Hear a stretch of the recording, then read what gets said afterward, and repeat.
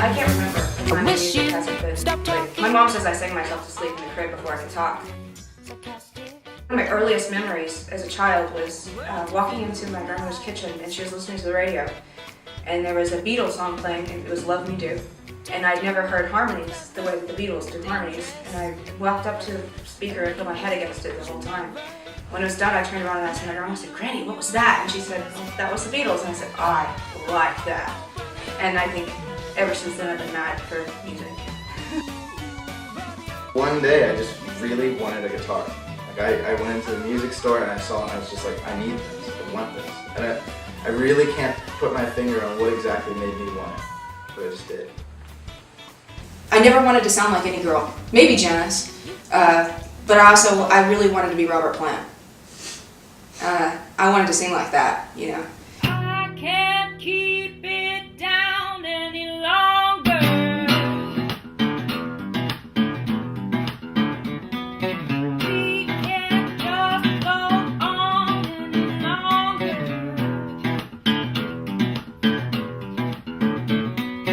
Riding the waves while the night turns darker.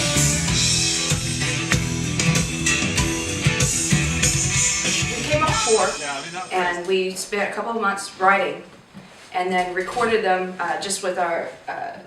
With like a USB mic. Yeah. I mean like, no, not even like a console or anything. And sent them to Chris here in California, and this is what we're working with, you know, what are your thoughts? And we kind of passed notes back and forth, kind of in pre-production. We drove 2 days straight. Across the entire country. Yeah, across the coast to coast. And so then we went over to his and checked it out for the first time. So I mean, you were kind of like delirious and exhausted anyway. Yeah, and then walking in and getting to hear it for the first time, starting to flesh out, it was probably because I was exhausted and loopy, but it was very gratifying, very nice to know that Chris was on the same page with us the whole time, and we didn't have to go back and redo anything. It was he got it. He got the concept right away. The Hushdown is a unique blend of gypsy progressive blues. Yeah, after hearing them, I definitely thought that there was something I could really bring to the project and or bring to them and really take it to the next level. That was the closest one, by the way, and the note I was saying about is this one here.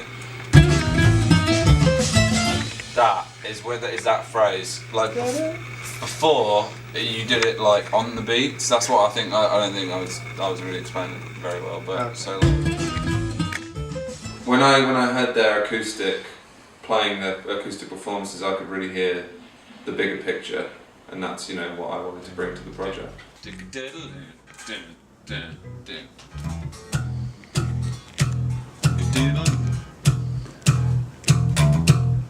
Okay. See if you can do a little thing so. He kind of did something very unique where we mapped out the entire thing. He recorded using MIDI what we wanted the instruments to sound like, what we wanted the session musicians to do, and then he sent that.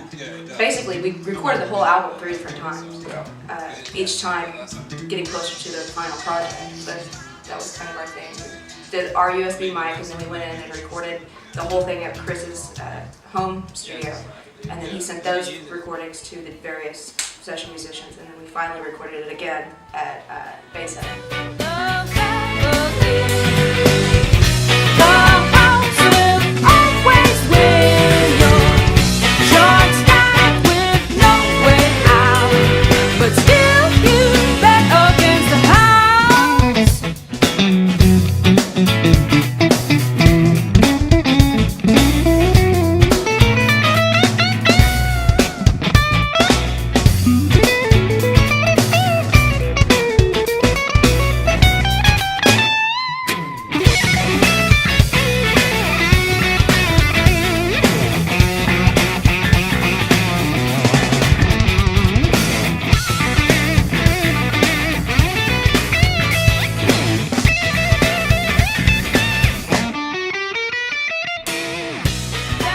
Chris called me and he said, okay, I've contacted a couple of drummers, and when he told us who, Mike Portnoy, Simon Phillips, and then of course Marco Miniman, I was like, these guys are they're not gonna work with us, you know, like Oh, yeah. really seriously. And then they all three came back with yeses, but for various reasons we were gonna have to postpone things. And then Marco Miniman has to be one of the most amazing people I've ever met. He's so nice. I couldn't imagine now in hindsight anybody but him doing those drums. So do you want me to play something specific, or just the overheads, or everything, and you just keep... Alright, sure.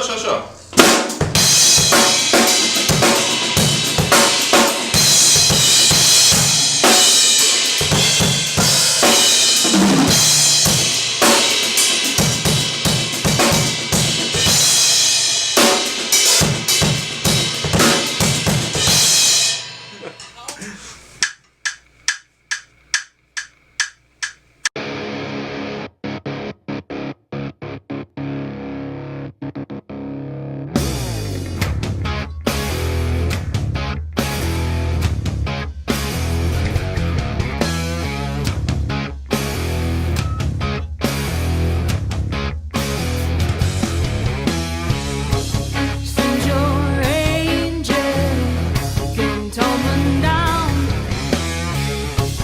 there's your symbol on her brow. Takes her poison with a wine, blames her victims. Initially, it was actually like a lot of folk stuff. I was really into. Both my parents was into a lot of James Taylor and Cat Stevens, a lot of old folky guys, Jim Croce, and of course the Beatles. So I was doing a lot of, and of course I had an acoustic. So I was doing a lot of folk kind of stuff and recording right away, which is kind of funky. I just immediately started recording myself, and then there was like a good 2-year period where AC/DC was God to me. I learned every song, all the weird songs. And then actually, my soccer coach in high school turned me on to, we both dug on Blue Oyster Cult, and he turned me on to Randy Rhoads. And that changed everything. Because for the first time I was very invested in learning how to read music and how to write it, and very into playing classical stuff and trying to learn classical, as well as, the whole neoclassical thing is a big door. Because that was Yngwie Malmsteen and Jason Becker and everything.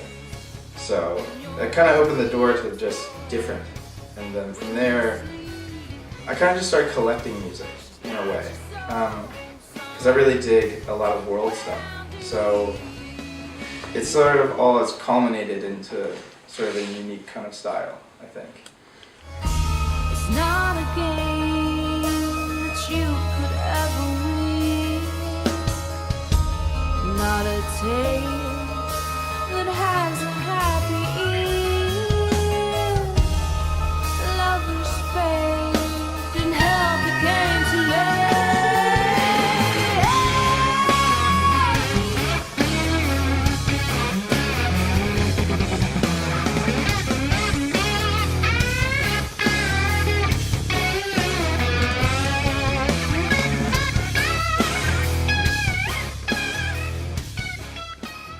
It's very much a culmination of a lot of work, so it felt very, very right. And there's a major sense of accomplishment, and then a great deal of humbling at the level that we were finally playing on. I'm influenced every day by new musicians, and everything I hear affects me in one way or the other, and inspires me to be better. Yeah, when this thing is finally released, after everything that everyone put into it, I really can't wait for the world to hear it. It's going to be pretty amazing, I think.